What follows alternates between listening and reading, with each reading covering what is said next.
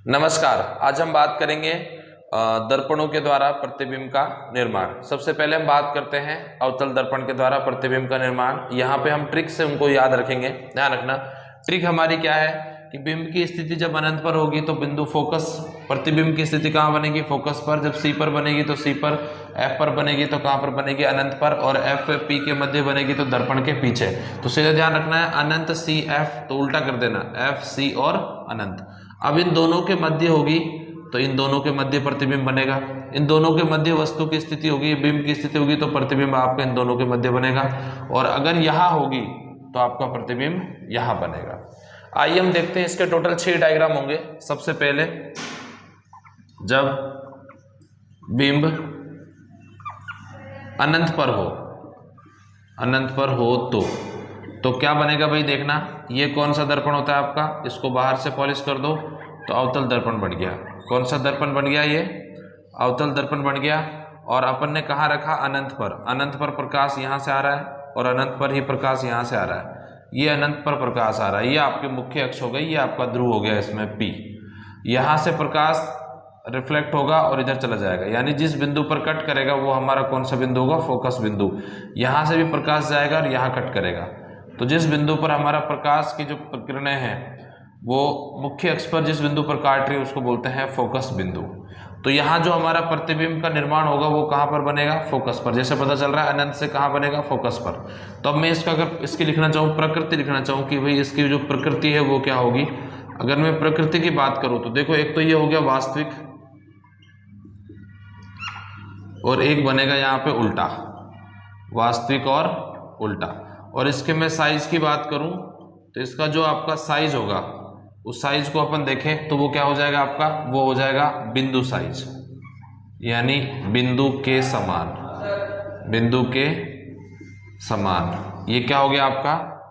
पहला चित्र हो गया, जिसमें हमने क्या बताया आपको कि अगर कोई बिंब कहाँ पर है? अनंत पर, तो हमारा प्रतिबिंब कहाँ बनेगा? फोकस पर। और उसकी प्रकृति क्या होगी? वास्तविक उल्टा।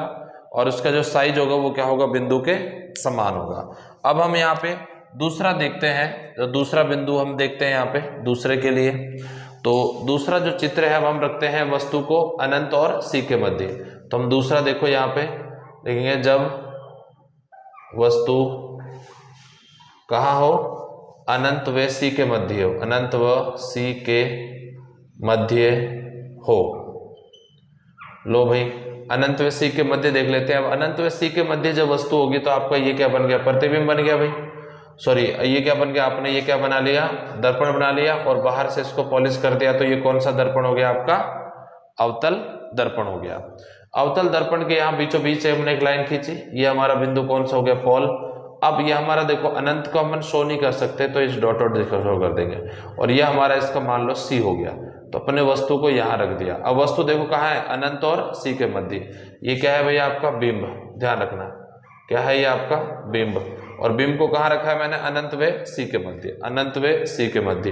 तो हमारी अब जो प्रतिबिंब की स्थिति आएगी वो किसके मध्य आएगी? एफ और सी के मध्य। ठीक है भाई। अब इसके लिए देखो सिंपल ध्यान रखना, हमेशा एक लाइन तो अपन स्ट्रेट जाने देंगे। जो लाइन स्ट्रेट जाएगी वो फोकस बिंदु को निर्धारण करके आगे बढ़ के चली जाएगी।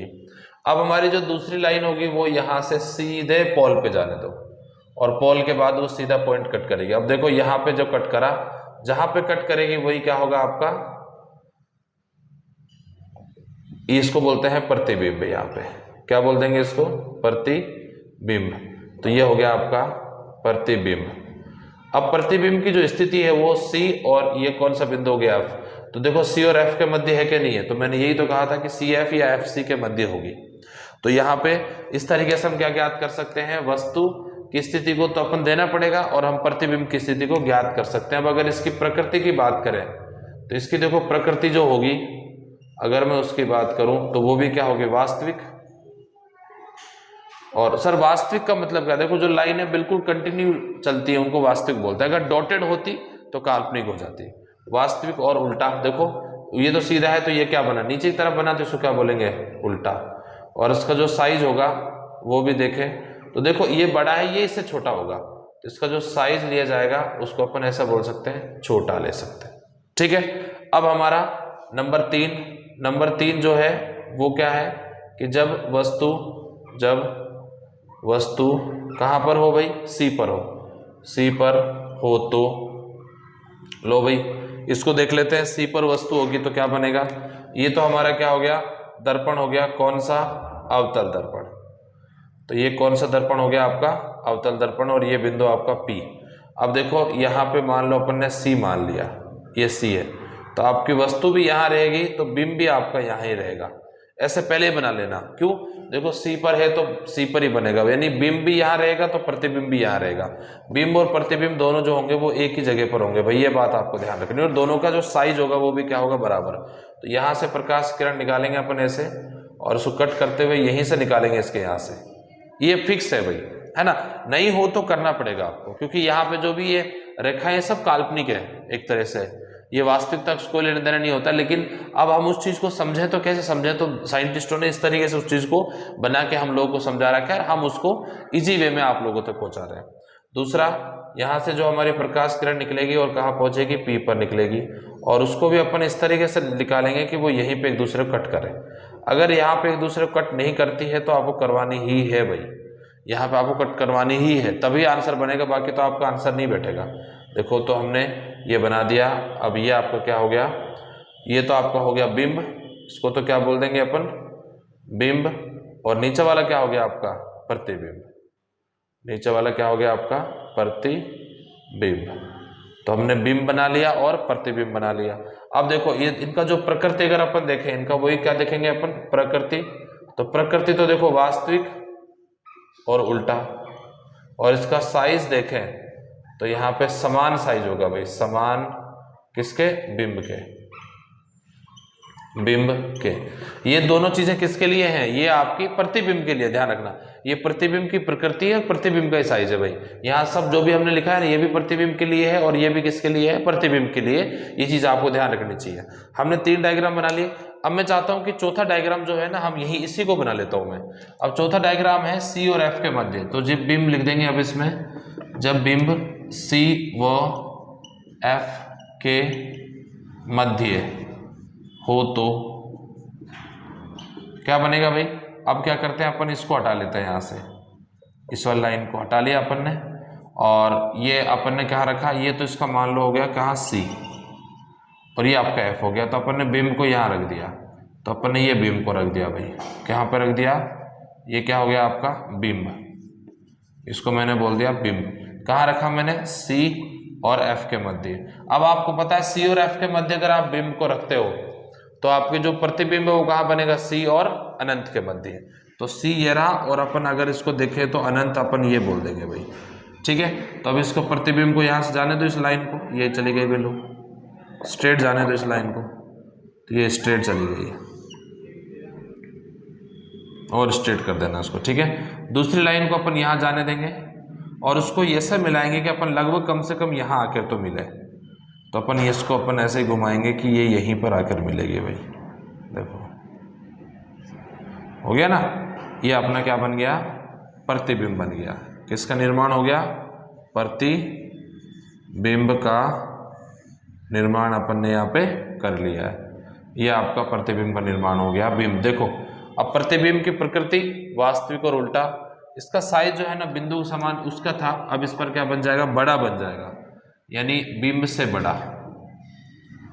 बिंब से बड़ा क्या हो जाएगा, इसका साइज हो जाएगा। तो ये हमारा पहला नहीं होकर कौन सा हो गया भाई, नंबर 4 हो गया।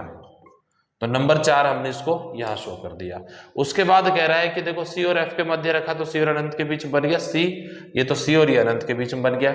अब कह रहा है कि मान लीजिए अगर F पर हो तो, किस पर हो, F पर हो तो। अब आपको पता है कि अगर आपका बिंब प्रतिबिंब F पर होगा तो कहाँ बनेगा, अनंत पर बनेगा। तो मैं ऐसे करता हूँ, हम एक डायग्राम इसको मिटा लेते हैं और इनकी जगह में उसको बना देता हूँ, क्योंकि देखो समय जगह अपने पास कम है, तो अपन इस चीज़ों को वापस दिखा देंगे यहाँ पे। तो अपना क्या बनेगा, अपन यहाँ शो करें। अब अपना जब वस्तु कहाँ पर हो भाई, C पर हो, C पर नहीं, वस्तु F पर हो तो ये देखना है भाई, ठीक है।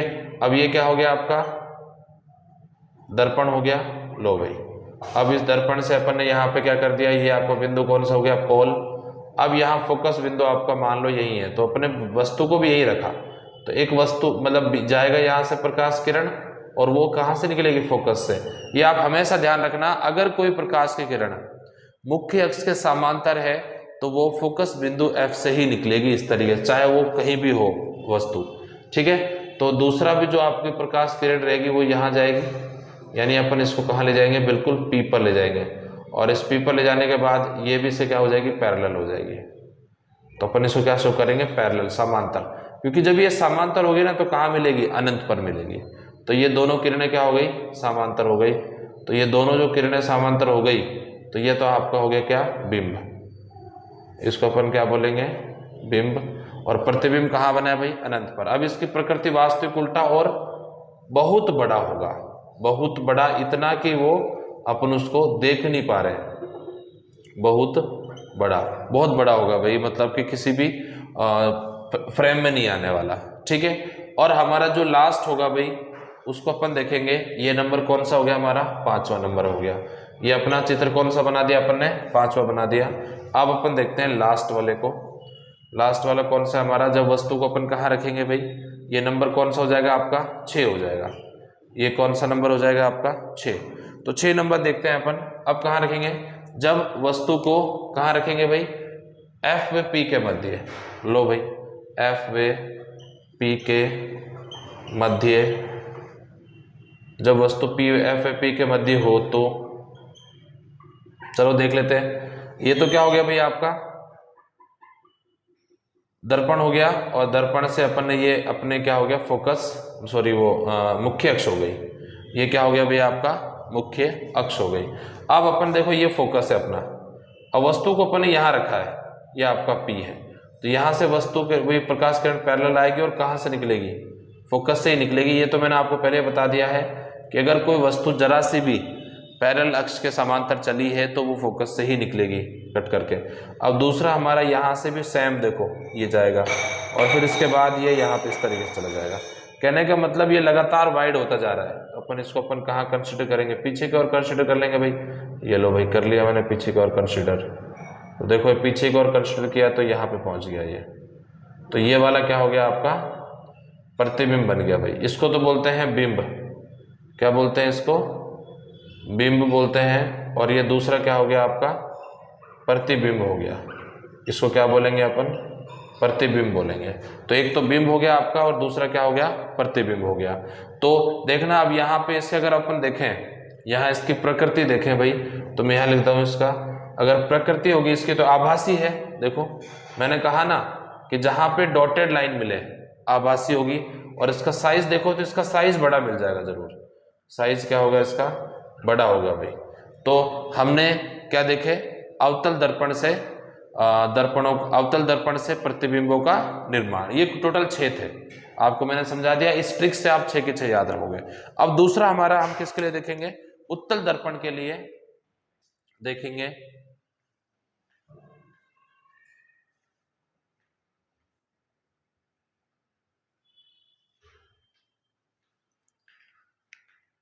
अगला हम क्या देखेंगे, उत्तल दर्पण के लिए देखेंगे। तो अब ये उसके लिए 2 ही डायग्राम होते हैं, तो इस ट्रिक की हमें जरूरत नहीं है, और उसके लिए अपन 2 ही डायग्राम डायरेक्ट बना देंगे भाई, ठीक है। तो यहाँ देखते हैं दोनों डायग्रामों को, किसके लिए देखेंगे भैया अपन, अब उत्तल दर्पण के लिए देखेंगे। किसके लिए देखेंगे, उत्तल दर्पण के लिए देखेंगे।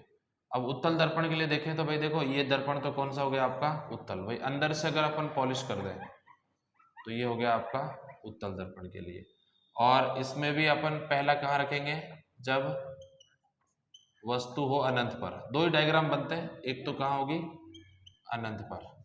तो वस्तु अनंत पर होगी तो भाई ये अपना फोकस, वो सॉरी प्रिंसिपल एक्सिस यानी मुख्य अक्ष, और अनंत पर है तो अपन अनंत पर शो करेंगे।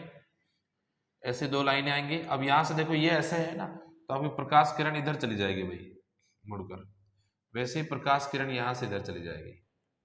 तो जिस बिंदु पर अपन इसको इस तरीके से ले जाएंगे भाई देखो, तो यहाँ कट कर रहा है ये, और इसको भी अपन लाएंगे तो ये भी यहीं कट करेगा।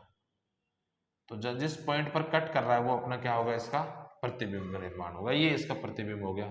तो अगर इसकी प्रकृति की मैं बात करूं तो प्रकृति क्या हो गई इसकी, आभासी, देखो ना भाई डॉटेड से मिला रहा हूँ, देखो वास्तविक मतलब कंटिन्यूअस, जैसे वास्तव, अब ये देखो ये भी आभासी था, उससे पहले वो वास्तविक थे सारे, ये क्या हो जाएगा आभासी, और एक ये सीधा बनेगा यहाँ पे, देखो यहाँ भी क्या बना था भाई आपका आभासी और सीधा बना था, आभासी और सीधा, तो यहाँ भी क्या बनेगा ये सीधा।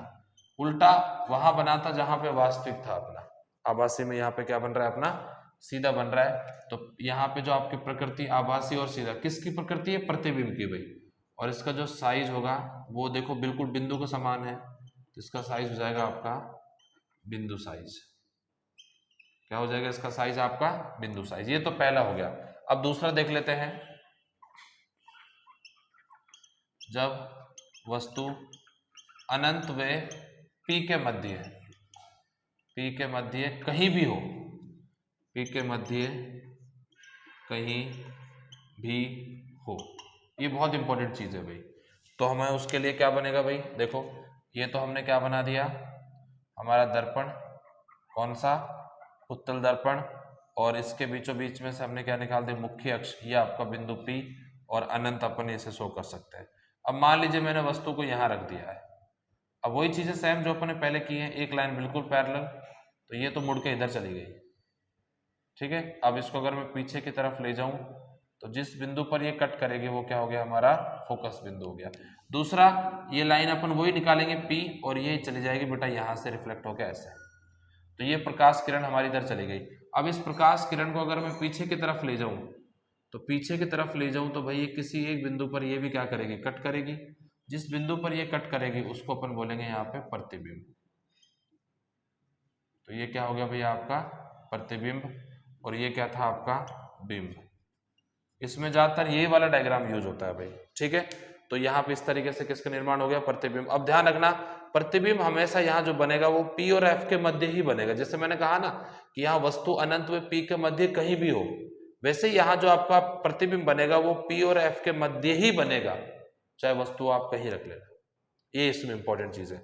अगर मैं इसकी भी प्रकृति की बात करूं तो इसकी जो प्रकृति होगी भाई वो क्या हो जाएगी आभासी, आभासी और सीधा। देखो ना सीधा है ना भाई, ऊपर बन रहा है तो ये भी सीधा, तो ये ऊपर बन रहा है तो सीधा, नीचे होता तो उल्टा हो जाता है। और इसकी जो मतलब साइज है वो चित्र से छोटा होगा भाई, छोटा किससे बिंब से। और यही वाला उत्तल दर्पण आपके जो अपनी गाड़ी जो होती है ना, जिस बाइक पे और कार पे अपन घूमते हैं, उसका जो साइड ग्लास होता है वो कौन सा होता है हमारा उत्तल दर्पण होता है। कौन सा दर्पण होता है उत्तल दर्पण। देखना पीछे से बड़ा सा ट्रक आ रहा है लेकिन फिर भी कांच में वो आपको छोटा सा दिखाई देगा, बहुत पास आ जाएगा ना तो भी आपको छोटा ही दिखाई देगा वो। तो मेरा मतलब कहने का मतलब ये है कि इसका बड़ा प्रतिबिंब, बड़ा बिंब का भी प्रतिबिंब क्या बनता है छोटा बनता है। हाँ वो अलग बात है कि बिल्कुल ही पास आ जाए तो देखो यार आप समझते हो वो चीजें तो नहीं, पर इतना जरूर ध्यान रखना हमारी जो बाइक है कार है जो साइड ग्लास जिनके भी होते हैं वो सब कौन से होते हैं हमारे उत्तल दर्पण होते हैं। और उत्तल दर्पण में प्रतिबिंब का निर्माण यहाँ पे इस प्रकार होता है भाई। आई थिंक ये बात आप समझ गए होंगे। हमने पढ़े आज दर्पणों के उत्तल और अवतल दर्पणों से प्रतिबिंब का निर्माण। ऐसे ही हमारे दूसरे वीडियोज आपको इस चैप्टर के देखने हैं तो आप हमारे प्लेलिस्ट में जाइएगा। बुक फर्स्ट के मैंने अलग वीडियो बना रखे हैं, बुक सेकंड के वीडियो चल रहे हैं वहां पे मैं डालते रहता हूं, तो आप वहां पे रेगुलरली उनको पढ़ते रहिएगा। आपके लगभग सभी टॉपिक जो हैं एनसीईआरटी के वो क्लियर हो जाएंगे। धन्यवाद।